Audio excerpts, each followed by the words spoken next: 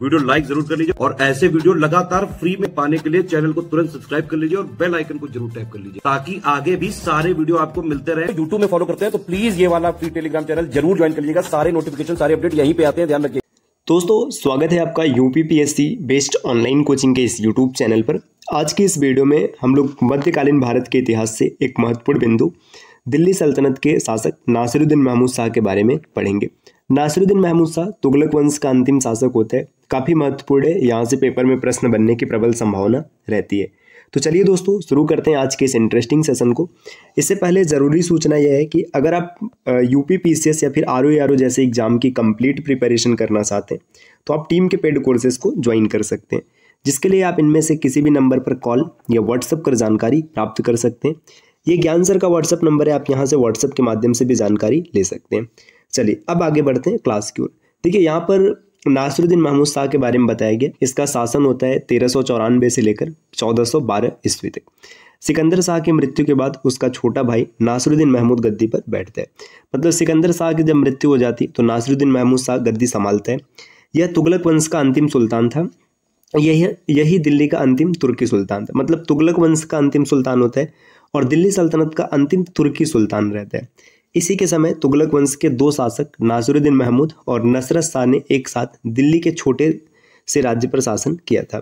आगे दिया है नासिरुद्दीन महमूद शाह का वजीर मल्लू इकबाल था, जिसके भय से एक बार सुल्तान कन्नौज पलायन कर गया था। तो इसका वजीर होता है मल्लू इकबाल, जिससे डर करके नासिरुद्दीन महमूद शाह दिल्ली छोड़कर कन्नौज चला जाता है।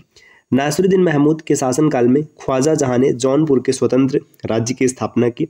उस दौरान पंजाब का सूबेदार खिज्र खां स्वतंत्र होकर दिल्ली को प्राप्त करने का प्रयत्न करने लगा। देखिए नासिरुद्दीन महमूद शाह कमजोर होता है तो इसके शासनकाल में ख्वाजा जहां ये क्या करते हैं, ये जौनपुर में स्वतंत्र राज्य स्थापित कर देते हैं। और खिज्र खां ये क्या करता है, ये स्वतंत्र हो जाता है और प्रयास करता है दिल्ली सल्तनत को प्राप्त करने के लिए। आगे दिया गया फिरोज के एक अन्य पुत्र नुसरत शाह ने नासिरुद्दीन को चुनौती दी। देखिए फिरोज का एक बेटा होता है नुसरत शाह, ये नासिरुद्दीन को चुनौती देता है। तुगलक वंश के दो भागों में विभाजित हो गया और दोनों शासकों ने एक ही साथ दिल्ली के छोटे से राज्य पर शासन किया। नासिरुद्दीन दिल्ली में रहा और नुसरत शाह फिरोजाबाद में। मतलब दिल्ली सल्तनत दो भागों में टूट जाता है। नासिरुद्दीन महमूद शाह दिल्ली में शासन करता है और उसके बाद जो नुसरत शाह रहता है ये फिरोजाबाद में। नासिरुद्दीन महमूद के शासनकाल में मध्य एशिया के महान मंगोल सेना नायक तैमूर ने भारत पर आक्रमण किया था। जो मंगोल शासक होता है तैमूर, इसने नासिरुद्दीन महमूद के शासनकाल में भारत पर आक्रमण किया था। ये पॉइंट पेपर में कई बार प्रश्न बना है कि तैमूर का आक्रमण भारत में कब हुआ था, तो 1398 ईस्वी में हुआ था और उस समय नासिरुद्दीन महमूद का शासनकाल था तुगलक वंश। यह कथन इसी शासक के लिए प्रचलित था कि शाहजहां की सल्तनत दिल्ली से पालम तक फैली हुई है। तैमूर का आक्रमण 1398 ईस्वी में दिल्ली सल्तनत एवं तुगलक वंश दोनों को ही नष्ट कर दिया। मतलब तैमूर जब आक्रमण करता है तो दिल्ली सल्तनत और साथ ही साथ तुगलक वंश भी समाप्त होने को आ जाते हैं। 1412 ईस्वी में नासिरुद्दीन महमूद शाह की कैथल में मृत्यु हो गई। 1413 ईस्वी में दौलत खां लोधी को सरदारों ने सुल्तान बनाया। वह तैमूर द्वारा नियुक्त लाहौर का सूबेदार था। जब इसकी मृत्यु होती है तो दौलत खां लोधी ये क्या होता है, ये सुल्तान बनता है। ये था कौन, तो ये तैमूर द्वारा नियुक्त लाहौर का सूबेदार था। तैमूर के आक्रमण के बाद 1414 ईस्वी में उसने दिल्ली पर अधिकार कर एक नए वंश सैयद वंश की नींव डाली। तो अब यहाँ पर हम लोग सैयद वंश के बारे में एक एक पॉइंट को पढ़ेंगे। देखिए सैयद वंश दिल्ली सल्तनत का चौथा राजवंश है और इसके बाद लोधी वंश और दिल्ली सल्तनत समाप्त हो जाएगा।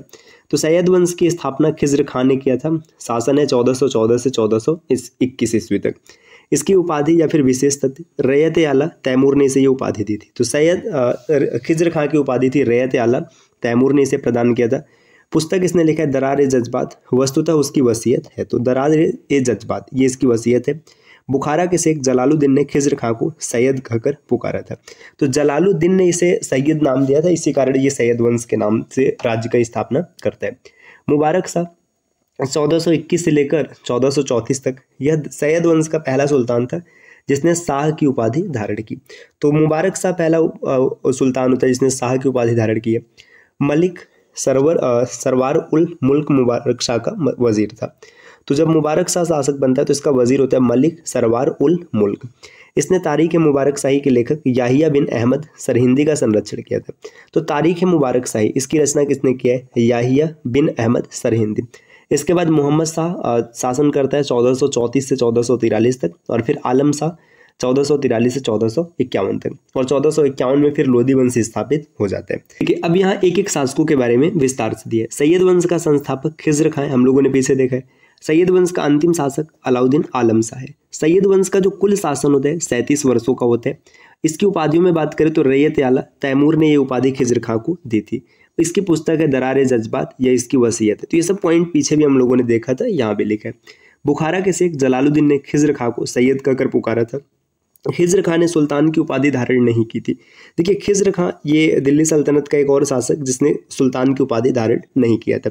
इससे पहले आपने देखा था कुतुबुद्दीन ऐबक, वो क्या करता है, सुल्तान की उपाधि धारण नहीं करता है। शेख जलालुद्दीन ने खिज्र खां को पैगंबर मोहम्मद का वंशज घोषित किया है। तो जलालुद्दीन इन्होंने क्या किया कि इसको पैगंबर मोहम्मद का वंशज बताया। खिज्र खां के सिक्कों पर सदा तुगलक शासकों के नाम को अंकित किया गया। इसने इकताओं को सिक्कों में विभाजित किया था। उसने मलिक उस सरफ उर्फ मलिक तोहफा को वजीर का पद और ताजुल मुल्क की उपाधि दी थी। तो इसके समय में जो वजीर होता है मलिक उस सरक रहता है। फरिश्ता के अनुसार प्रजा उसके शासन के अंतर्गत प्रसन्न एवं संतुष्ट थी।